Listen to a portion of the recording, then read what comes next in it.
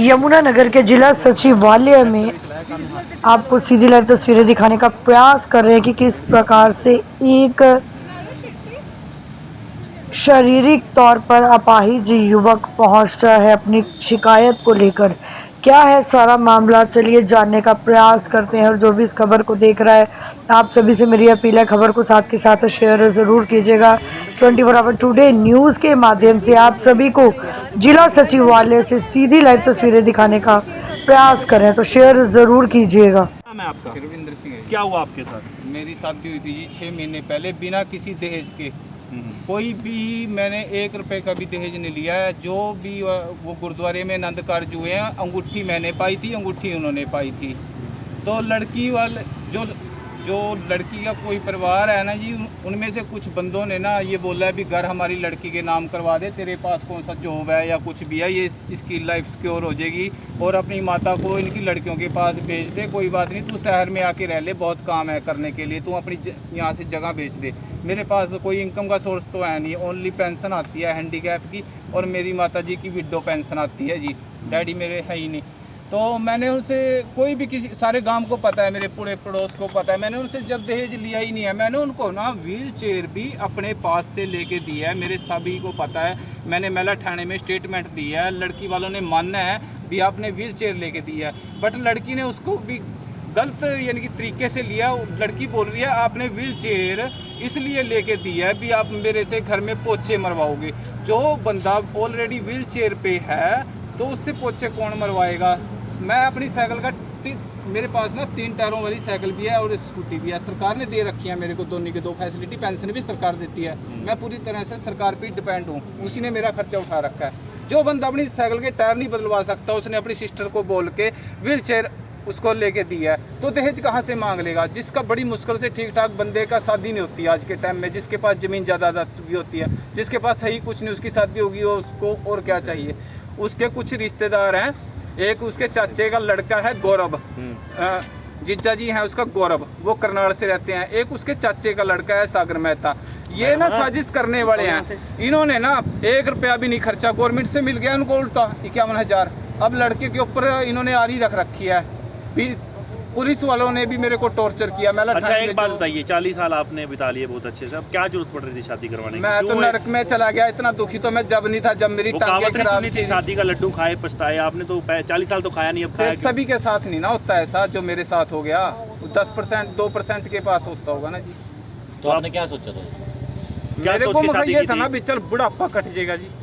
तो आप DC office पहुंचे हैं कंप्लेंट देने के लिए, तो क्या कंप्लेंट दी आपने? डीएसपी साहब को दिया है जी। एसपी साहब ऑफिस में पहुंचे थे जी, एसपी साहब अभी मीटिंग में है जी, फिर डीएसपी साहब को दिया। अब मेला थाने में जाना है। तो जो डीएसपी साहब ने क्या आश्वासन दिया है? वो कह रहे हैं अभी हम आपकी पूरी अच्छे से सुनवाई करवाएंगे। और पिछले 4 महीने से ना मेला थाने के ना चक्कर लगा के सीढ़ियाँ चढ़ के मेरी ना पास रिपोर्टें हैं, मेरे पास हॉस्पिटल की सरकारी की भी हैं, मेरे अंदर इन्फेक्शन बैठ चुकी है, नसों में खिंचाव हो जाता है। जब भी देखते हैं रात सुबह को, आज सुबह 10 बजे के बुला रखे हैं हम, और अब तक वो कभी कुछ बहाना मार देते हैं, मीटिंग में गए हैं, कभी कुछ रात तक बैठा के रखते हैं। 2 महीने बाद से ये सब शुरू हो गया था। हाँ जी, शादी के 1-1.5 महीने तक तो हम ठीक रहे जी। 1-1.5 महीने के बाद जब उसके जीजा जी ने घर की फोटोआं देखी या फिर कुछ भी ऐसा देखा ना जी, तब उनके ना घर की बात करनी शुरू कर दी। लोहड़ी वाले दिन तो पक्का ही कर लीजिए। क्या करते हैं वो? घर नाम करवा इसके, और या फिर बेच के शहर में जाए इनके पास। मगर मैं अपनी बूढ़ी माता को नहीं छोड़ सकता, मैं इसके ऊपर डिपेंड हूँ। वो बोल रहे हैं तो घर का खर्च कैसे चलता है? पेंशन से चलता है। घर में कौन कौन है? मेरी माँ है और मैं हूँ जी। अच्छा, आपकी माता है? चलिए, तो इनकी माँ से आपने क्या सोच के शादी करवाई थी और अब ये दिन देखने पड़ रहे हैं, क्या हुआ? बस जी तभी नहीं बेकार बात जुगा जट भाग जुगी। मैं तो सही था। बचोला कौन था? बचोला हमारे फ्रेंड का। तो उसको नहीं कहा आपने ऐसे बात हो रही है? ना जी, मैं कुछ नहीं होने प्यार। तो अभी क्या लगता है आपको, दहेज मांगा आपने? ना जी, क्या आप मांग लिया हो? ना जी, मैं नहीं कुछ मांगा जी। क्या किसी का आरोप लगा रहे हैं हम? और मेरे को दहेज क्या कह रहे हैं, क्या मांगा है? माता ने दहेज मांगा। क्या मांगा था? भाई साढ़े पर टूंब नहीं आई, कपड़ा नहीं आया, फर्नीचर नहीं आया। मांगा था क्या? ना जी, मेरे अपने घर रोजगार जी। अगर मकान उनके नाम करा देते तो इस तरह का आरोप नहीं लगता? हाँ जी, जे मकान उनके नाम करवा दो तो शायद ये आरोप ना लगते। मकान फिर तो वो खुशी थे जी। नौकरा करना किथे जामा जी, मैं किथे तक खामा, मैं बिजनेस बाहर निकाल जी, मैं किथे तक खामा। बताओ मन मैं किथे तक जावां कुड़ियां दे बाहरों मेरी जिंदगी नहीं। महिला थाने के कितने दिन से चक्कर काट रहे हो आप लोग? साढ़े 3 महीने से। 3.5 महीने हो गए जी। अभी क्या दरखास्त करना चाहेंगे? प्रशासन से मिले हैं आप, डीसी साहब से, एसपी साहब से मिले हैं, क्या दरखास्त करना चाहेंगे? क्या कहना, क्या अपील करोगे प्रशासन से, क्या अपील करो? बिना भेदभाव के हमारी सुनवाई हो जा, हमारी जांच हो जा, हमारे गौ माजा का जांच हो जाए हाँ जी। पता है क्या जी, हमारे पास पड़ोस में जो पड़ोसी हमारे 4 चपेरे रहते हैं ना, वहाँ पे जाके जांच करो भी ये कैसे हैं कैसे नहीं है, क्या इन्होंने दहेज लिया, क्या इनके घर कोई झगड़ा था। उसने आरोप लगा रखा है मेरे पास, जबकि मैं खुद भी मैं किसी जोगा नहीं हूँ जी, हैंडीकैप हूँ। भी मारा है मेरे को, पिटता है, दहेज मांगा है, मारा है, पिटता है, हाँ जी सारा कुछ है जी, मारा है, पिटता है। तो जो मेरे जीजा जी घर भी नहीं आए कभी शादी के बाद, वो खुद हैंडीकैप है बेचारे, उनके ऊपर भी उन्होंने आरोप लगा रखा है भी ये भी दहेज मांग रहे हैं। तो ये मेरी बहन की शादी को 24 साल हो गए हैं, इन्होंने खुद आज तक, मैंने इनको अपनी बहनों को दहेज नहीं दिया, उन्होंने खुद मेरे से आज तक दहेज की मांग नहीं करी है। मैं दहेज के, मैं पढ़ा लिखा हूँ सर। आपके साथ आई है? बहन भी साथ है, ये मेरी बहन है जी। मैंने ना खुद अपनी दोनों बहनों को दहेज नहीं दिया, और उन्होंने सबसे बड़ी बात, मेरे जीजाओं ने भी मेरे से दहेज नहीं लिया। तो मैं इस बात से दूर हूँ सर मैं जी। तो उनकी बहन हमारे साथ है। मैडम, आपका भाई है, आपके भाई पे दहेज का आरोप लग रहा है, आपने भी शादी करवाई है, क्या आपके माँ बाप ने आपको दहेज दिया था? क्या आपके परिवार वालों ने कभी उधर मांगा दहेज? नहीं, ना उन्होंने मांगा ना इन्होंने दिया। 24 साल में शादी हो गया, और मेरे हस्बैंड खुद 75% हैंडीकैप है, और मैं बिल्कुल ठीक हूँ। मेरे से 15 साल बड़े हैं, ना मेरे कभी घर वालों ने कुछ कहा है, तो उसके बावजूद भी मैं वहाँ ठीक रह रही हूँ बिल्कुल है। आपको ये नहीं लगता कि ये सारा झगड़ा मकान के ऊपर है? अगर आपकी जो भाभी है वो अगर मकान उसके नाम करा दो तो ये मामला सॉल्व हो जाएगा? हो जाएगा सर। तो फिर उसके बाद माता को अगर बाहर निकाल दिया, क्या गारंटी है? नहीं, कहाँ पे जाएगी माता? इसीलिए नहीं करा रही हैं। कहाँ पे जाएगी माता? देखो हम भी बाल बच्चे हैं, मेरे भी सासुर है, मैं थोड़ा ना मैं तो रखूंगी अब साथ में। तो निकाल सकते हैं घर से निकाल बाहर? सकते हैं वो तो। तभी पति पत्नी के इस आपस के झगड़े में कहीं कोई तीसरा तो नहीं है? नहीं, हाँ उसका वो जो इसका जीजा चाचे के लड़का है, और जो जीजा चाचे का लड़का है वो है। रिश्तेदार उंगलियां दे रहे हैं। साजिश है जी उनकी, देखो साजिश सर, रचने बात वाले पता वही क्या है है, जी। एक मिनट। लड़की बिल्कुल ठीक है, बोलचाल में भी ठीक थी, बड़े अच्छे प्यार से रह रही थी। 13 तारीख को खुद उसने इनवाइट किया फ़ोन करके, और मैरिज की जिस दिन उसकी मैरिज थी लड़की, मैं और मेरे हस्बैंड हॉस्पिटल थे। मैं कैंसर पेशेंट हूँ, मेरे हस्बैंड भी 32 में थे, हमारे पास रिपोर्टें भी सारी हैं, और हम इसकी शादी में भी नहीं आए हैं। लोहड़ी वाले दिन खुद लड़की ने हमें फ़ोन करके बुलाया कि दीदी आप तो मेरे को देखने भी नहीं आए। लोहड़ी वाले दिन हम आए हैं, और अगले दिन हमें 11 बजे बिल्कुल ठीक ठाक चाय पी के बैठे हैं। अगले दिन उसने फैमिली बुला ली, आए उसके सारे 5-6 जने आए, वो आके धक्का मुक्की करने लगे।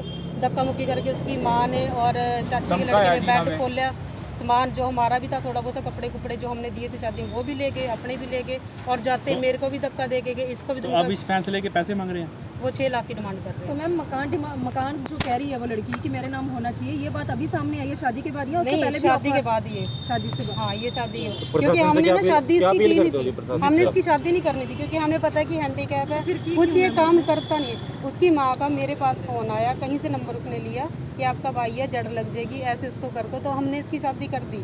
बार बार उसने फ़ोन किया, फिर हमने बोला कि जॉब नहीं कोई करता। वो कह रहे कोई बात नहीं, आप यहाँ पे आ जाओ, 10,000 बोल देना, जिसको ही बोलोगे आप 10,000 की नौकरी का कह देना, हम कर लेंगे। वो भी मेरे पास रिकॉर्डिंग है इस बात की भी, हमारे पास। फिर झूठ बोल के शादी करवाई थी? नहीं, हमने तो कहा ही नहीं, उसने कहा था कि आप ऐसा बोल देना, हमने सच्चाई कहा था कि नौकरी। अच्छा, मैं एक स्टेटमेंट देता हूँ, रिकॉर्ड बोल रहा हूँ। अगर लड़की वाले ये बात प्रूफ कर दें भी मैंने उनकी लड़की को मारा है, टॉर्चर करा है, या उससे दहेज लिया है, या फिर मांगा है, या कुछ भी ऐसा प्रूफ कर दें, वो मेरे को ना चाहे प्रशासन फांसी पे चढ़ा दे, जो आम लोगों को 10 साल की सजा मिलती है मेरे को 20 की दे दे, फिर मैं इसके लिए तैयार हूँ। पर मैं मेंटली टॉर्चर और फिजिकली टॉर्चर होने के लिए तैयार नहीं हूँ। तो परेशान किया जा रहा है आपको? कोई बात नहीं, रोइए ना आप, शांत हो जाइए, ठीक हो जाइए। तो आप देख सकते हैं कि रो रहे हैं। अपाहिज हैं, इस उम्र में शादी की है, लेकिन शादी के कुछ दिनों बाद। यमुनानगर अमृतसर से 2 गुरुद्वारे के पास से हूँ। मेरी शादी 14 नवंबर को हुई थी।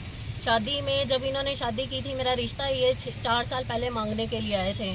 4 साल के बाद इन्होंने, मेरी मम्मी और ने मना कर दिया था। फिर उसके बाद इन्होंने 4 साल के बाद अब फिर पिछले 6 महीनों से ये हमारे पीछे लगे हुए थे।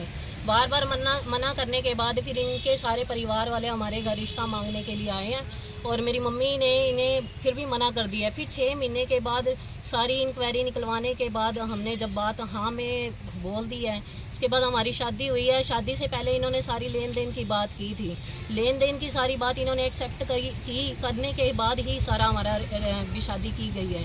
उसके बाद जब मेरी शादी की है, इन्होंने शादी से अगले दिन ही डिमांड लेने देने की मेरे हस्बैंड ने शुरू कर दी है। उन्होंने बोला है मुझे किसी ने गिफ्ट नहीं दिए, मुझे डोली के साथ किसी ने शगुन नहीं दिए। इतना कह के बस बात ख़त्म हो गया। मैंने अपने घर बात नहीं कोई की। उसके बाद फिर 15-20 दिन के बाद जब मेरे घर वालों ने मुझे पहला फेरा लेने के लिए आना था, इन्होंने फिर मेरे साथ लड़ाई झगड़ा किया है मेरे हस्बैंड ने, और बोलते हैं कि मैंने अपनी बहनों के पर्स में 21-21 हज़ार रुपये दिए हैं, तेरे माँ बाप ने तेरे को कुछ नहीं दिया, उन्होंने तेरी शादी नहीं की, तेरा बोझ उतारा है अपने ऊपर से। बहुत इन्होंने बातें की, फिर भी मैंने अपने घर कोई बात नहीं की। 15-20 दिन के बाद फिर इन्होंने फिर दोबारा मेरे से लड़ाई की है। 3 दिन लगातार लड़ाई झगड़ा करने के बाद इन्होंने फिर मेरे से जो गवर्नमेंट की तरफ से लड़की की शादी में पैसे मिलते हैं, मेरे पापा ने वो फॉर्म भरे हुए थे, वो 31,000 मेरे को बोलते थे कि बार बार लेके आ, कि जहाँ 31,000 होंगे वहाँ ही तू रहेगी, अगर तेरे मायके में होंगे तो तू अपने मायके रहेगी, अगर यहाँ होंगे तो यहाँ रहेगी। जो शादी में इन्होंने मेरे को सगाई में इन्होंने रोके में जो शगुन डाले हैं 500-500 रुपये, वो कहते हैं वो हमारे ही थे, हमने तभी तेरे को डाले थे। जो मेरी पेंशन थी वो लेके आ। ये सारी बातें बार बार ये जितना टाइम 16-17 साल मैंने जो कमाई की है वो मेरे से बार बार मांगते थे। मतलब जितना टाइम भी मैं 2 महीने अपने ऊपर ही डिपेंड होके रही हूँ, ज़बरदस्ती रही हूँ। मैंने हर वो कोशिश की अपना घर बनाने की, पर इन्होंने मेरे को किसी तरह से टिकने नहीं दिया। लोहड़ी वाले दिन मेरे मम्मी पापा मेरे को सारा सामान दे के गए हैं। लोहड़ी वाले दिन इन्होंने खुलेआम ड्रिंक भी कर ली थी, और इन्हें जबकि सबको पता था कि इनका भाई ड्रिंक करता है। इनकी मम्मी ने 20 दिन के बाद ही मेरे को हाथ जोड़ के बोल दिया था कि बेटा अपने घर चली जा, मेरा बेटा तेरे को मार देगा। फिर भी मैं धक्के से अपने बेस पे ही रहती रही कि चलो कोई बात नहीं। मैंने अपने घर कभी किसी को कुछ नहीं बताया था। जब लोहड़ी वाले दिन इन्होंने ड्रिंक करके रात को 1 बजे आके इन्होंने ना मेरे साथ मारपीट किया, लड़ाई झगड़ा किया। इनकी बहनों ने इन्होंने मुझे सब ने मिलकर मारा है, और यहाँ उल्टा ब्लेम कर रहे हैं कि मेरे जीजा और मेरे भाई ने इनसे डिमांड किया मकान मेरा नाम लिखवाने की। मेरे को क्या ज़रूरत पड़ी है? मेरे अपने घर 2-2 मकान है, मेरे जीजा के 3-3 मंजिल मकान बना हुआ है। मैं एक अच्छी फैमिली से बिलोंग करती हूँ, मुझे पैसे की कोई भूख नहीं थी। ये उल्टा ब्लेम लगा के सारा मामला ही इन्होंने उल्टा कर दिया, और ये बोल रहे हैं कि मेरी मम्मी ने रिश्ते करवाने के लिए इनको फ़ोन किया था। रिश्ते करवाने के लिए मेरी मम्मी ने फ़ोन नहीं किया था। इनकी जो बड़ी सिस्टर हैं उन्होंने मेरी मम्मी से रिश्ता मांगा था। बार बार रिश्ता मांग के इन्होंने दिन रात हमें परेशान कर दिया था, और हर तरह की ये गारंटी देते थे कि हमारा भाई खाता नहीं था। वो खाता भी था, ड्रिंक भी करता था, हर तरह का नशा भी करता था वो। इन्होंने हर बात में झूठ बोल के मेरे से रिश्ता किया, और मेरी लाइफ देखो आज किस तरह इन्होंने ख़राब कर दी, और हर बात में मुझे ब्लेम कर रहे हैं। तो आपके जो ससुराल चीज़ की कोई मकान की डिमांड नहीं की। जब मैं अपने घर से निकलने लगी हूँ ना, मेरी बड़ी ननंद, उन ननंदों के कारण ही आज मैं अपने घर में सुखी नहीं हूँ। ये हर टाइम मेरे हस्बैंड को फ़ोन पे भड़काती थी, उन्हें हर बात के लिए उन्हें आगे लगाती थी। मेरे मुझ पे कुछ हो जाती थी और पीछे उन्हें कुछ और सिखाते थे। डिमांड ये दहेज की ही मेरे साथ करते थे। इस करके मैं आज इतनी मजबूर हूँ कि मैं अपने घर बैठी हुई हूँ। क्या इंसाफ क्या कार्रवाई चाह रही हैं आप? मैं ये चाहती हूँ कि इन्हें कड़ी से कड़ी सजा मिलनी चाहिए। कब से मार रहे थे आपको? कोई बात नहीं मैम, आप हौसला रखिए। कभी अपने घर से बाहर नहीं गई थी। फर्स्ट टाइम, पहली बार मेरी शादी हुई है, मैं घर से बाहर आई हूँ। इन्होंने देखो मेरा क्या हाल कर दिया। मैम 6 महीने हुए थे आपकी शादी को, और कितना समय आप ससुराल में रही हैं? मैं सिर्फ 2 महीने रह के आई हूँ वहाँ पे। इन्होंने 2 महीने में सुबह 8-8:30 बजे मुझे कमरे से बाहर निकाल के इतनी सर्दी में बाहर बिठा देते थे। शाम के 5 बजे तक मैं वहाँ बाहर बैठी रहती थी। मुझे अंदर जाने का भी अपने कमरे में हुक्म नहीं था। तो मैम दहेज के नाम पर आपके साथ इस तरह से अत्याचार किया जा रहा था? दहेज के लिए इन्होंने खुलेआम फर्नीचर मांगने लेने से मना कर दिया था। बस अंदर ही ये पैसों के लिए मुझे परेशान करते थे कि तेरे माँ बाप ने ये नहीं दिया, तेरे माँ बाप ने वो नहीं दिया। ऐसे दहेज के लोभियों के खिलाफ क्या कार्रवाई होनी चाहिए मैम? मैं अपने लिए इंसाफ चाहती हूँ, कड़ी से कड़ी सजा चाहती हूँ इनके लिए। इन्होंने और इन्होंने की बहनों ने मिल के, इनकी मम्मी ने मिल के मेरे साथ सब ने धोखा किया। अभी इनकी मम्मी कहते थे कि हम गुरु घर में सेवा करते हैं। सेवा करने के बाद देखो इन्होंने कितना बड़ा फ्रॉड किया है मेरे साथ। मैं कोई अनपढ़ गवार नहीं हूँ, मैं पढ़ी लिखी फैमिली से हूँ और अच्छी फैमिली से बिलोंग करती हूँ। मैडम कितने पढ़े लिखे? मैंने 10th कर रखी है सर। कोई काम भी करती हैं आप? हाँ जी सर, मेरा सेंटर है, स्टिचिंग सेंटर है, और देखो 20-22 दिन के बाद ही इन्होंने मेरा सेंटर भी खुलवा दिया वहाँ पे। और मेरे से खाना वगैरह मैं सब बनाती थी, हर काम घर बैठी करती थी। अब ये चाहते थे कि मैं लकड़ी की वो चौंकी के ऊपर बैठ के टायर लगवा के उसके ऊपर पोछा लगवाए। ये मेरे से जो उस दिन ये बोल रहे थे कि हमने इसे पोछे लगाने के लिए नहीं कहा, ये चौंकी बनवाकर उसके नीचे टायर लगवा के मेरे से पोछे लगवाने की बातें कर रहे थे। अभी एप्लीकेशन किसको देने आए हैं? तो बेटी की जो माँ है वो भी हमारे साथ जुड़ी है, एक बार उनसे भी जान लेते हैं कि माँ के दिल पे क्या बीत रही है। तो क्या कहना चाहेंगे आप? जी हम तो बहुत परेशान हैं, हमें तो इंसाफ चाहिए। हम इनको सख्त से सख्त सज़ा दिलवाना चाहते हैं।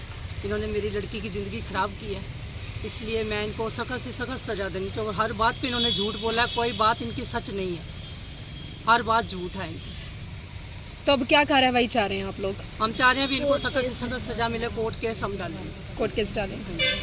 ब्रदर को अलग कमरे में ले जाकर इन्होंने उनसे बात की है, दोनों बहनों ने, कि आपने हमारी शादी में मिलनी नहीं करवाई। मिलनी ना होने की वजह से इन्होंने कहा है कि 6 महीने के लिए आप, मेरे ब्रदर को बोलती हैं कि 6 महीने के लिए आप अपने बहन को घर ले जाओ। मेरे ब्रदर ने सिर्फ लड़ाई झगड़े के कारण किसी से बात शेयर नहीं की। जब वो घर आए उन्होंने तभी ये बताया कि ये 6 महीने के लिए, पहले ही बोल रहे थे। वो रात को ही मुझे घर से निकालना चाहते थे, पर उस टाइम मैं निकली नहीं।